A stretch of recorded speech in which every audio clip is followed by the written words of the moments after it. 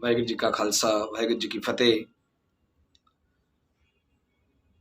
जब भी हम बाबा दीप सिंह जी की तस्वीर या उसके स्वरूप को देखते हैं तो हमें गुरु नानक महाराज जी की बहुत ही प्यारी गुरबाणी याद आती है कि ज्योतो प्रेम खेलन का चाओ, सिर तर तली गली मेरी आओ।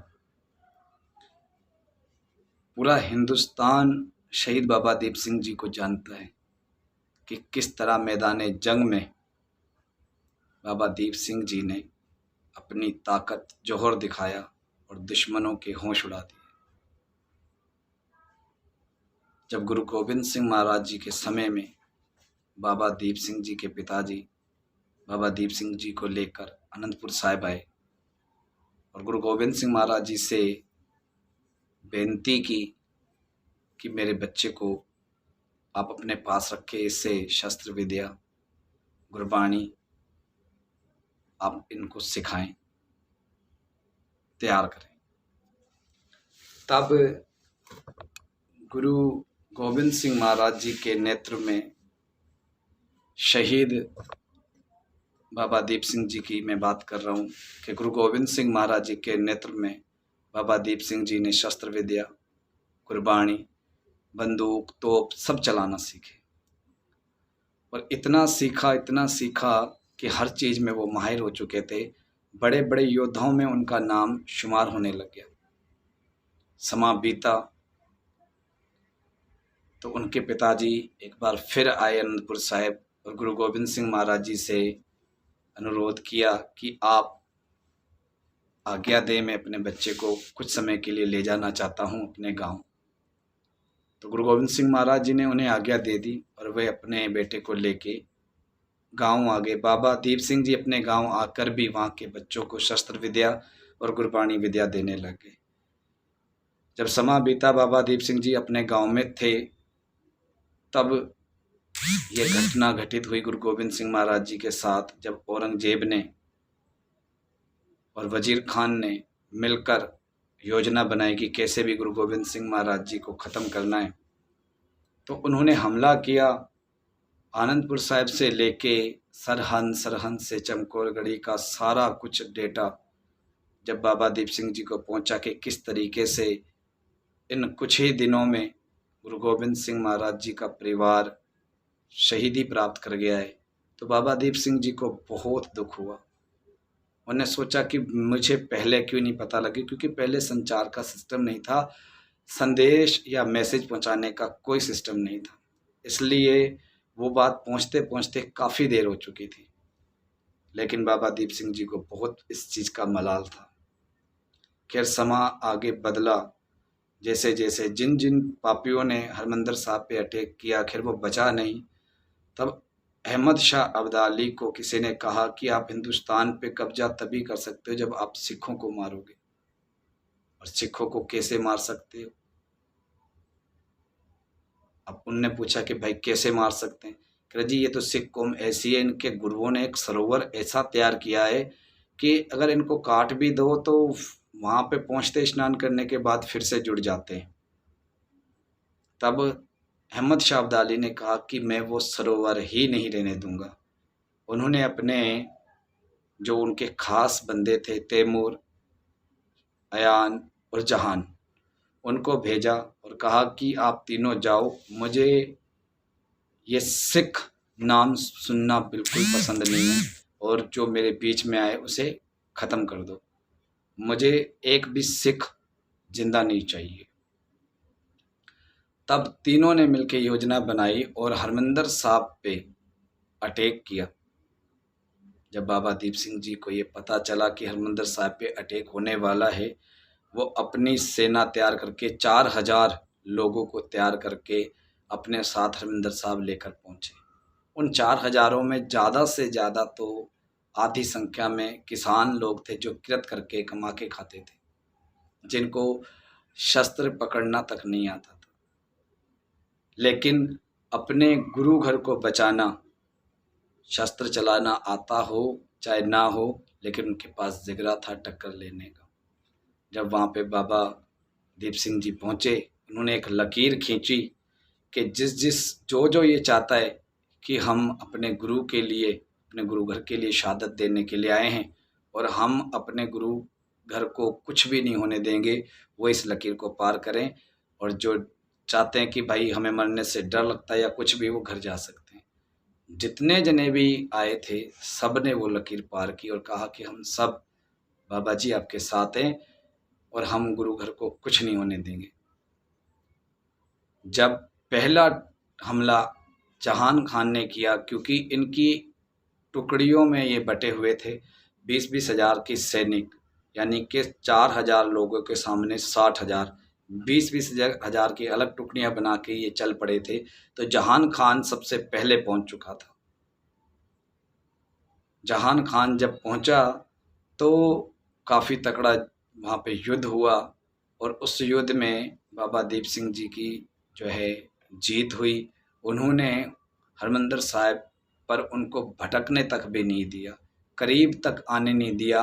और उनके जो जर्नेल थे जान सिंह को बाबा दीप सिंह जी ने कुछ ही मिनटों में मार गिराया, जिससे जो सैनिक थे वो डर के मारे भागकर लाहौर की तरफ भागने लगे। जब भागते भागते बीच रात में अयान मिला, उनने कहा तुम क्या हुआ, क्यों भाग रहे हो, ऐसे क्यों डरे हुए। उनने बताया जी जहान खान का कत्ल हो चुका है, उन्हें मार दिया गया है। तब तक तैमूर की टुकड़ी भी वहाँ पे पहुँच चुकी थी। उन्होंने कहा ऐसा नहीं, हम अभी हैं, हम सिखों को मारेंगे, वापस चलो। 60,000 की फिर से टुकड़ी 4,000 सिखों के साथ आमने सामने बहुत ही ज़बरदस्त युद्ध हुआ, क्योंकि बाबा दीप सिंह की जो एज थी वो महज 75 साल की थी। 75 साल में इतिहास बताते हैं कि उन्होंने 18 किलो का खंडा, 18 किलो की तलवार एक हाथ से पकड़ के चलाई, जो कि हम आज के समय में उठा ही नहीं सकते। चलाने की तो बहुत दूर की बात है, बहुत मुश्किल से उठा सकते हैं। और 75 साल की उम्र में जहाँ 4-4 लोगों की ज़रूरत पड़ती है सहायता के लिए, वहाँ पे बाबा दीप सिंह जी मैदान जंग में लड़ रहे हैं। कितनी रहमत, कितनी कृपा है गुरु गोविंद सिंह महाराज जी की। इतना आशीर्वाद उनके सर पे था कि 75 साल की उम्र में उन्होंने दुश्मनों के होश उड़ा दिए। अयान खान और बाबा दीप सिंह जी की बहुत ज़बरदस्त टक्कर हुई। इतनी देर तक युद्ध चला कि दोनों, क्योंकि अयान खान भी 35 साल का था और वो भी शस्त्र विद्या में माहिर था, तो इसलिए दोनों की बहुत देर तक जंग चली। आखिरकार एक समय ऐसा आया कि दोनों का वार एक समय एक साथ ही हुआ, जिससे अयान खान का भी सिर कट कर ज़मीन पर गिर गया और बाबा दीप सिंह जी का भी सिर कट के ज़मीन पर गिर गया। जब बाबा दीप सिंह जी का सर ज़मीन पर गिरा, तब वहाँ के एक सिख ने कहा कि बाबा जी आप तो वचन करके निकले थे कि मैं मैदान फतेह करके हरमंदिर साहिब पे अपना शीश झुकाऊंगा, तो क्या हुआ, आप तो यहीं पे ही गिर गए। इतना कहना, बाबा दीप सिंह जी का धड़, उनका शरीर हरकत में आने लगा। बाबा दीप सिंह जी ने, क्योंकि इतिहास जानता है इस चीज़ को, बाबा दीप सिंह जी ने एक हाथ में 18 किलो की तलवार और दूसरे हाथ में अपना सर, और दुश्मनों को फिर काटते हुए जा रहे हैं। वो जब दुश्मन देखने लगे कि भाई हम जीवित को तो हमने मार ही दिया है, ये तो मरा हुए भी हमें मार रहा है, अब किससे लड़ें। तो क्योंकि अयान खान तो मर चुका था, बाकी के जो तो सब भागने लग गए ये दृश्य देख के कि भाई देख क्या हो रहा है, कुछ समझ में नहीं आ रहा। तो बाबा दीप सिंह जी लड़ते लड़ते अपना जो शीश है वो हरमंदिर साहब के बहुत ही करीब लेके पहुंचे। आखिरकार जितना सांस था, जितनी परमात्मा ने सांसों की पूंजी दी, जैसे सांस पूरे हुए, अपने वचन पूरे किए। कहने का मतलब, क्योंकि गुरु गोविंद सिंह महाराज जी का आशीर्वाद, उनकी रहमत कृपा इतनी थी, थे उनके वचनों से, उनके वचन थे बाबा दीप सिंह जी के कि आप कभी हार नहीं मान सकते बाबा जी।